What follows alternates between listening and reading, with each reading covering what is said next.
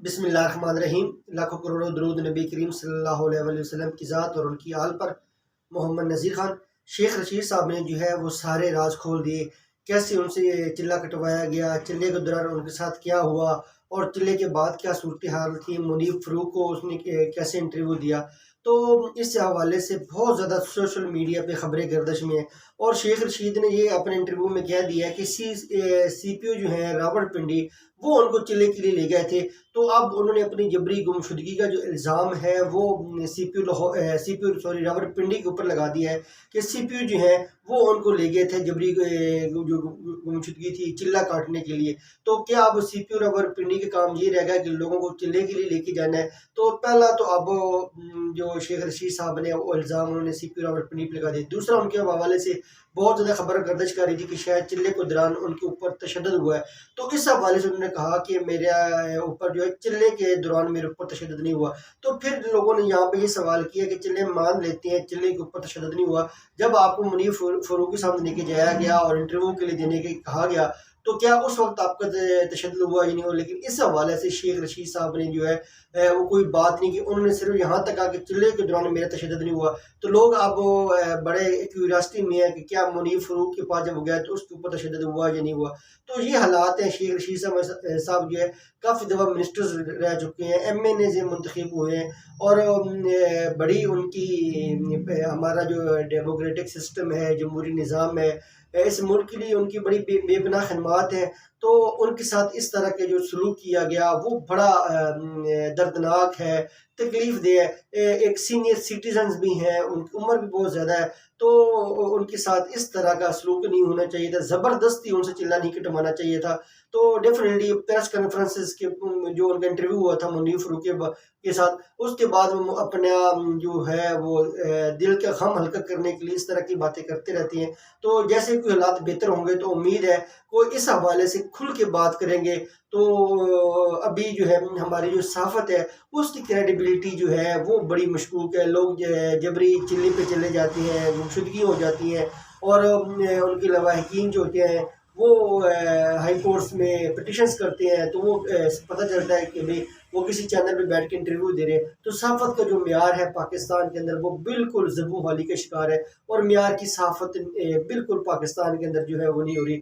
बहरहाल शेख रशीद साहब ने एक पहला अपना कार्ड खेल दिया है और CPO जो है उसके ऊपर इल्ज़ाम लगाया कि उन्होंने इनका जो है वो जिला कटवाने के लिए ले गए। तो अब CPO ने बताना था। अब यहाँ पे नोटिस किसी ने लेना है, एक्शन किसी ने लेना है। हर चीज़ जो है वो सहमी हुई है, डरी हुई है, खौफज़दा है और किसी ने अदालत में भी नहीं जाना क्योंकि CPO से बात पूछ सके।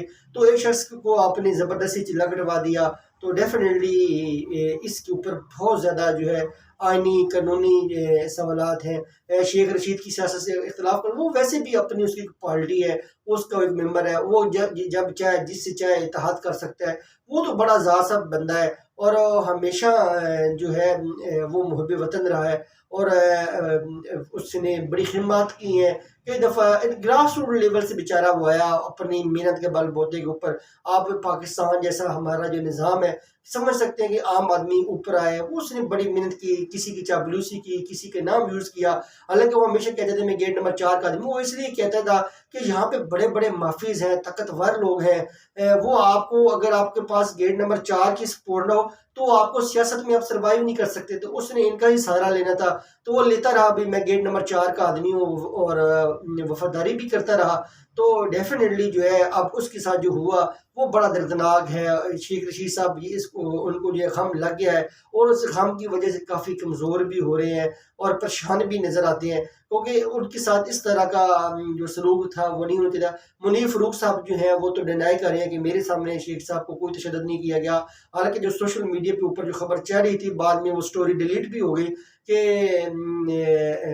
उसमें तो ये था जो खबर डिलीट हुई सोशल मीडिया पे कि मुनीब फ़रूक के सामने ले जाएगा। तो शेख साहब ने कहा मुझे ना करें, मुनीब फ़रूक का बुजुर्ग आदमी है, इनको इतना इनके ऊपर जो है वो टर्चर ना करें, इनको ज़दकोब ना करें। तो इस तरह की मीडिया के ऊपर खबरें सोशल मीडिया के ऊपर चल रही थी जो बाद में वो स्टोरी डिलीट हो गई। तो डेफिनेटली जो है वो स्टोरी तो डिलीट हो गई लेकिन लोगों के ज़हनों में सवालात जो है वो बहुत ज़्यादा जन्म ले चुके हैं। एक आम आदमी जो है उसके साथ शेख रशीद एक आम आदमी की आवाज़ है, आम वर्कर की आवाज़ है, गरीब आदमी की आवाज़ है। कोई लैंड लॉर्ड नहीं है, कोई अरबपति नहीं है। सारी उम्र उसने अपनी गुर्बत ख़त्म करने के लिए मेहनत की, शादी नहीं कर सका इन्हीं हालात में। उसको पता था बच्चे नहीं पाल सकता, बीवी नहीं पाल सकता, बड़े मसाइल होते हैं। और उसने जरदारी, नवाज शरीफ, बड़े बड़े लोगों का सियासत में मुकाबला किया। इसलिए मुकाबला किया कि वो गेट नंबर 4 का सहारा लेता था। उसकी मजबूरी होती है। पाकिस्तान में हर शख्स जो है, जो आम आदमी है, मुतवस्सित तबका है, सफ़ेद पोश आदमी है, वो हमेशा गेट नंबर 4 के सहारा लेता है। पाकिस्तान में अगर आपके पास गेट नंबर 4 का सहारा नहीं है तो आप बड़े बड़े माफियाज का मुकाबला नहीं कर सकते।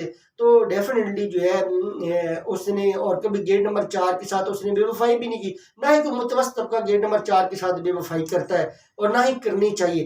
तो डेफिनेटली शेख रशीद के साथ जो सलूक किया गया है वो काफ़ी दर्दनाक है। तो आने वाले दिनों में उम्मीद है कि शेख रशीद साहब जो है इस अपने गम को भूलेंगे, और हमें और जो मुरी रवायात देंगे उसके तहत जो है वो इलेक्शन में भरपूर हिस्सा लेंगे और अपनी कैंपेन चलाएंगे।